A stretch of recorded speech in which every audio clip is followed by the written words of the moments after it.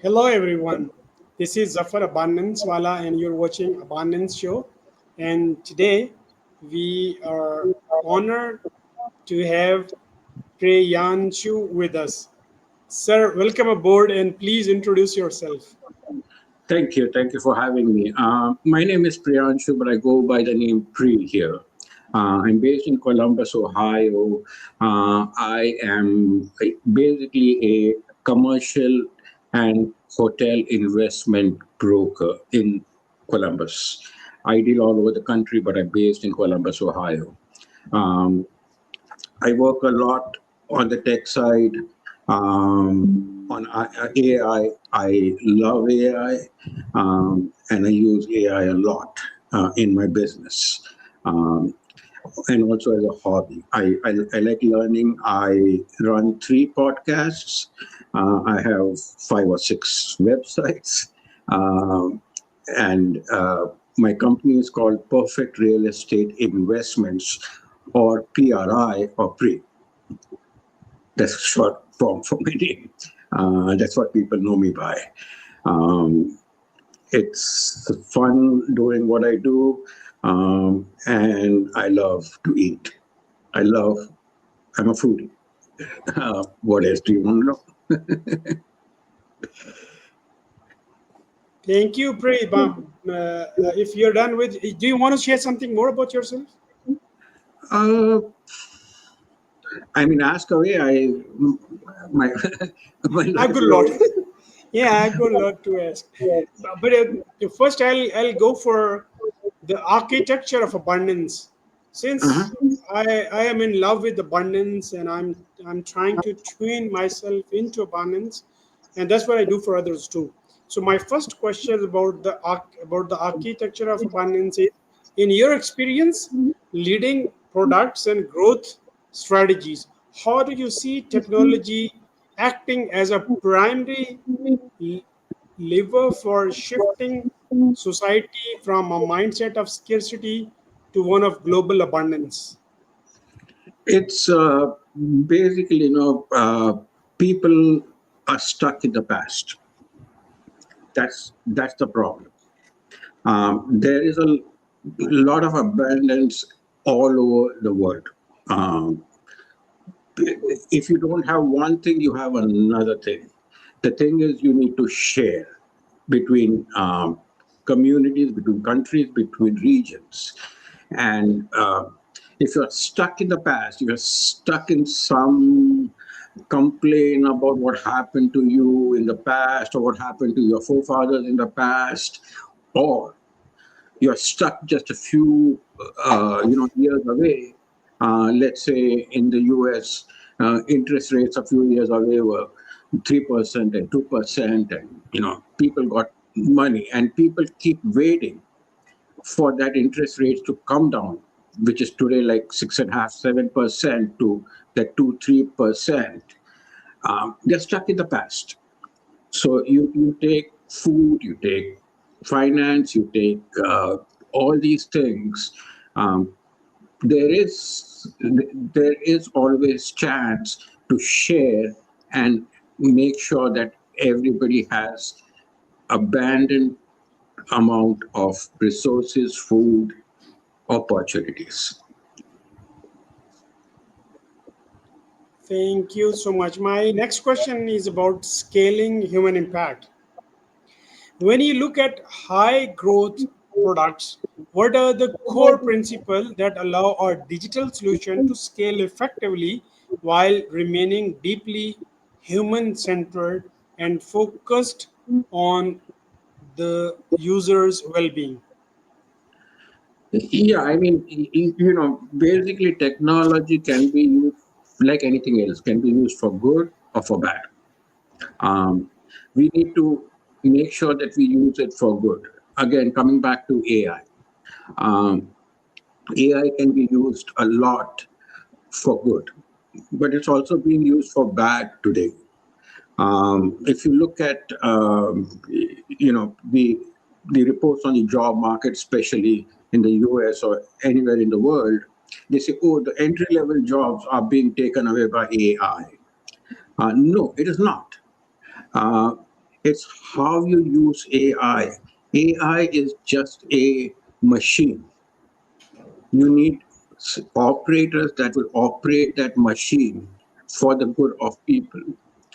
There's a lot of technology that's going on. Recently, I was reading that um, now they are creating under the ocean tunnels to connect continents.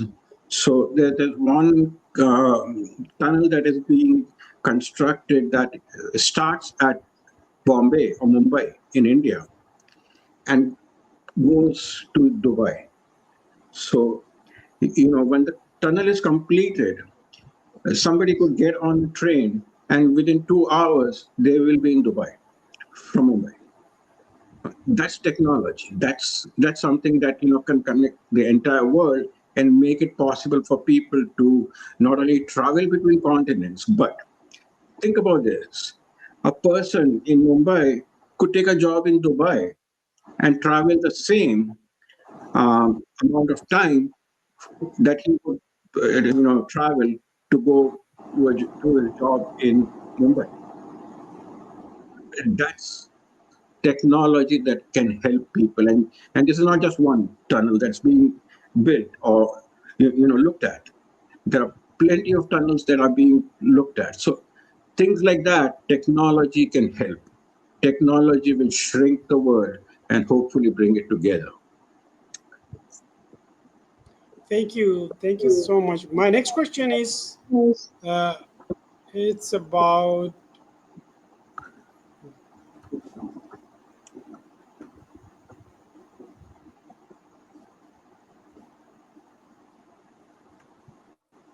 just a minute.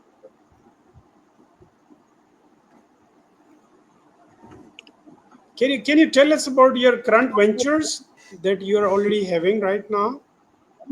Right now, my concentration is on what we call adaptive use. So, you have, let's say, people say office is dead, especially, with the remote work after COVID and people not wanting to go to the office and office places are being, sitting vacant.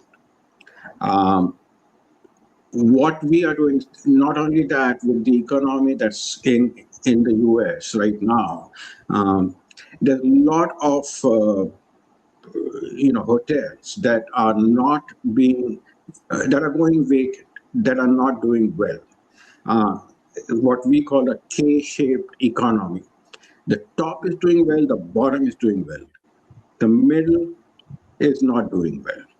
So all these places that are non-productive and are a drag on the owners, the investors, you can reuse these properties um, for something else that has a demand. For example, I have one property that's in Ohio, middle of Ohio, um, not doing well. However, there is a lot of shale oil drilling going on in that region.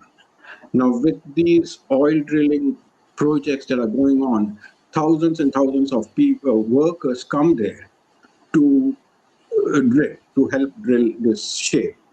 Um, they don't have anywhere to stay. Giving a daily rate at a hotel would be expensive. They cannot afford it. If they want, they are there for 6 months or 9 months. If they want to rent an apartment, they have to sign a 12-month lease.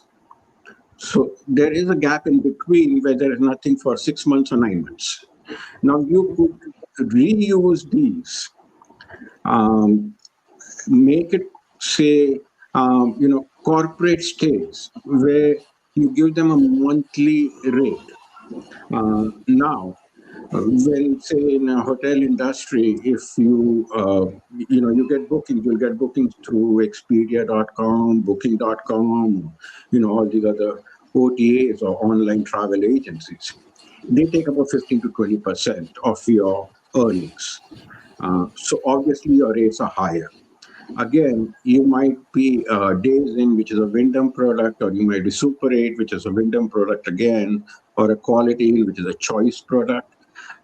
You will be paying them about 12% there. So your costs are already stacked up by 20-30%. But now, if you're going and uh, doing B2B or business to business contracts with these oil drilling companies, you can bring down the rate, make it affordable, and have a better business. That's one aspect. Other aspect is what we call the silver tsunami. Silver tsunami is the baby boomers.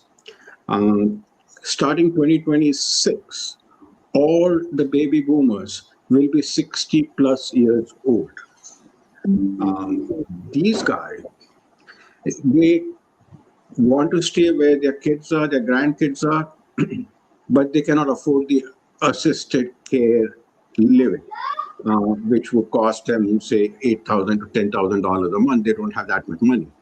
Um, they have enough money that they don't qualify for government subsidized programs, like Section 8.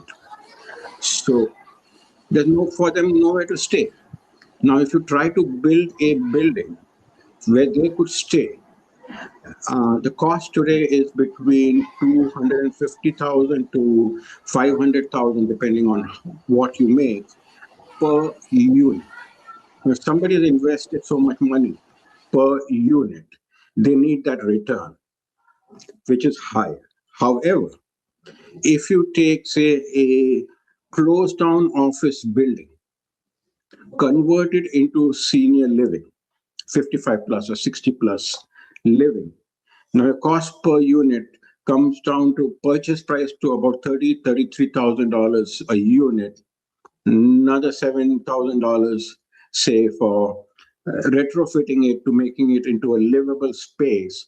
Now you have a $40,000 unit compared to $250,000, which you can now charge, say, $3,000 instead of $8,000. And it's affordable for them. So that's the adaptive reuse that I'm working on right now. There are properties that can be done. Wow. I wish you all the success. The Thank you. next question is about innovation for inclusion. The Abundance Show explores how we make resources more accessible to everyone. From a product management perspective, how can we design technology more internationally to ensure it reaches underserved communities and promotes financial or social inclusion?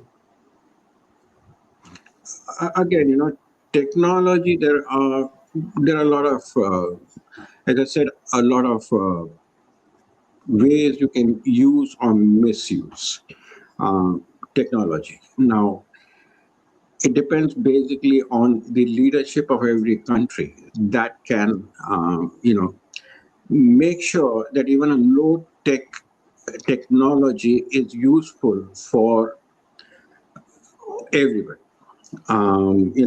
Again, deviating from the masses to, say, the geopolitics that's going on, there's a big debate going on right now here on the war that, you get a missile that is owned by the US that costs $20 million, $25 million. You have drones, low tech drones that cost $30,000. Now, uh, to knock down that $30,000 drone, you're using $25 million missile to bring it out. Is it cost effective? I don't know. I mean, people say it is, but some people say it is not. So it's how do you use this technology? How can you bring in technology that's useful for people? Now, there is also, copyrights or, technology rights that each country controls. Um, there's a lot of technology that's being developed in China right now, that China is now trying to restrict from other countries getting.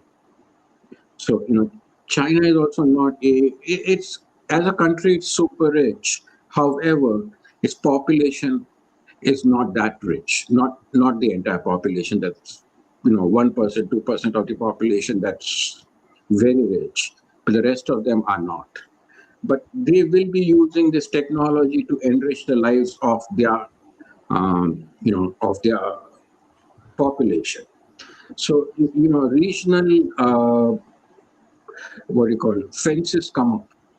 They restrict technology, they restrict so many things. Forget technology. What we are looking at right now is the super El Nino that will be coming in 2026. It's a very severe weather condition that actually originates in the Pacific, but will affect the entire world. And what it will do is it will it will affect agriculture in most of these countries all over the world that provide food to the world. Um, that combined with the current conflicts that are going on and the shortage of fertilizer. When drought conditions come in, you need fertilizer. You need to keep the soil rich. Um, Once that doesn't happen, your agricultural production comes down. If the agricultural production comes down for countries that are actually producing more than what they need and exporting to the world, what will happen is that these countries will start restricting the exports. They'll keep they'll restrict it for their population first. They will create reserves. And this is going to happen this year, 2026.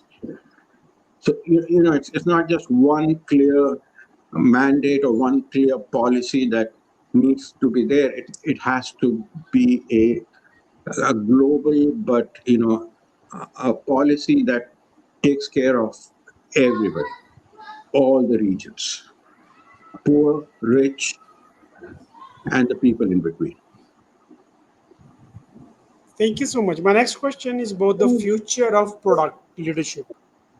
As AI and automation continues to evolve, what abundance oriented skills should the next generation of tech leaders focus on to stay relevant and contribute to a flourishing planet?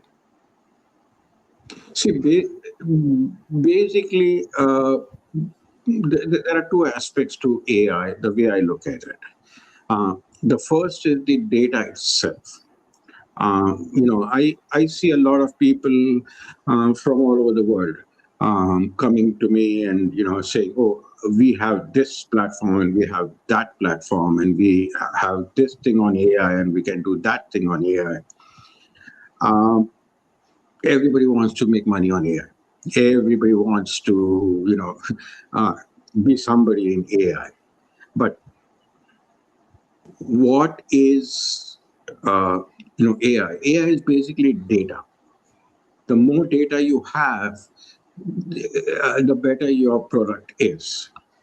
The other thing is the infrastructure. What kind of infrastructure you have that houses the data? Now, either you have your own infrastructure, which is impossible for a small company or an individual to have. It's for people like Google and Microsoft and all those big companies that already have data that they have gathered through the years, and they have billions and billions and billions of dollars uh, to put up these data centers that will not only house this data but process the data in real time to support a query from an individual like me sitting here on my desk and asking a question to AI. That's one aspect. Not everybody can become an AI developer or an AI player. However, you can be a power AI user. And the mistake that 99.99% of people using AI make is, and I always say this, is that you do not tell AI, you do not ask AI what to say. You you tell AI what you want it to say. For example, if I want to write a blog post, I do not go to AI and say, "Hey, I want to make a blog post on commercial real estate. Suggest some topics." That's what most people will do. Instead, you go in and say, "I want to make a blog post on commercial real estate to show people how it will affect their lives. Talk about that." And that's when you get a response that, I don't know if I'm making, any sense or, conveying what I'm thinking clearly, but it's basically how you do not just have, that, oh, I have AI, I'm paying $20 a month for, say, ChatGPT, and ChatGPT will spill out 20 blog ideas to me every month, and it'll write the thing for me. It is not as simple as that. And that's what people do not understand. And again, going back to your previous question, it's the human being that has to look at the data that's being sent by AI to them and make sure that it is accurate and it's to the point. If it is not, they have to work it, and that's a job, and that's where the opportunities for people to get into AI will come in. So you need not be at a data center processing something. You could be at a accounting firm and then doing this. Um, there's a lot of things like uh, now they are trying to, the federal government here is trying to move appraisals, property appraisals to AI to make it faster.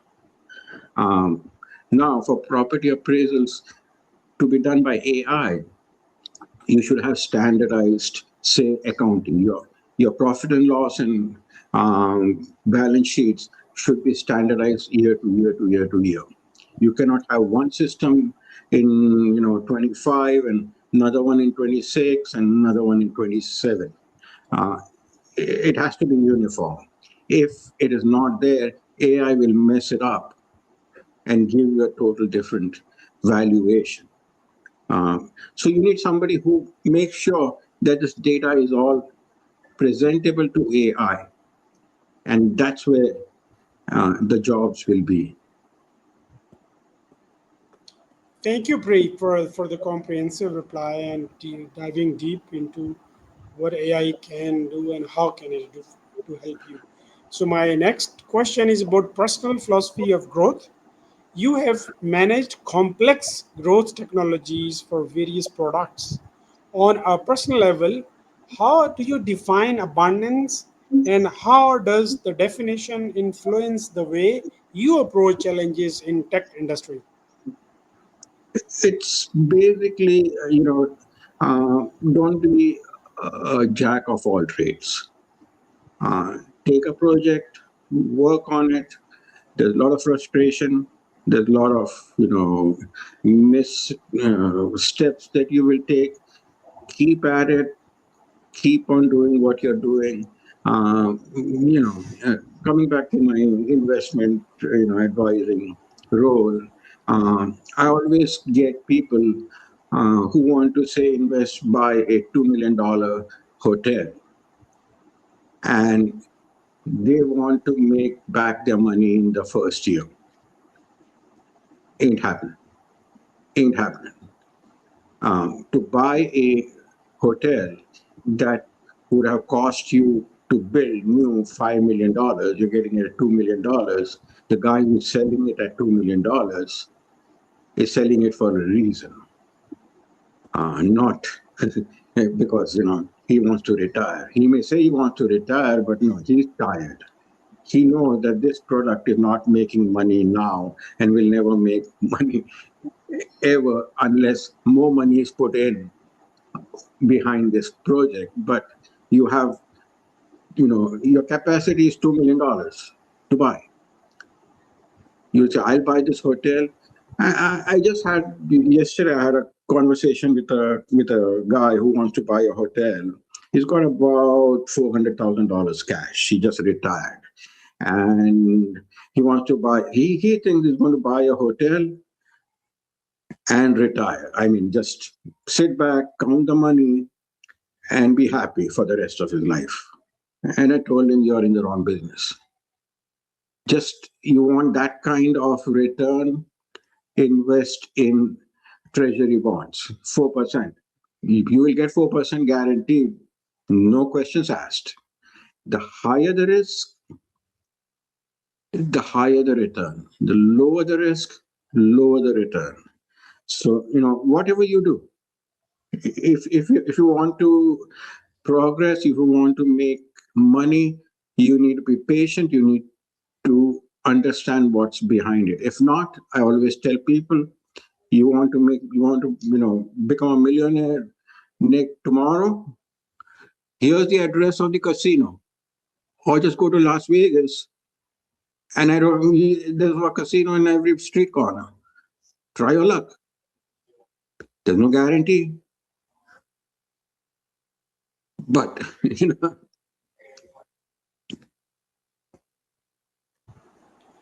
Thank you so much. It was great talking to you on camera and off camera. It was amazing.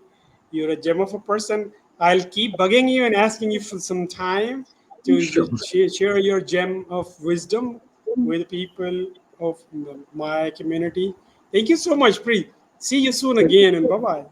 Bye.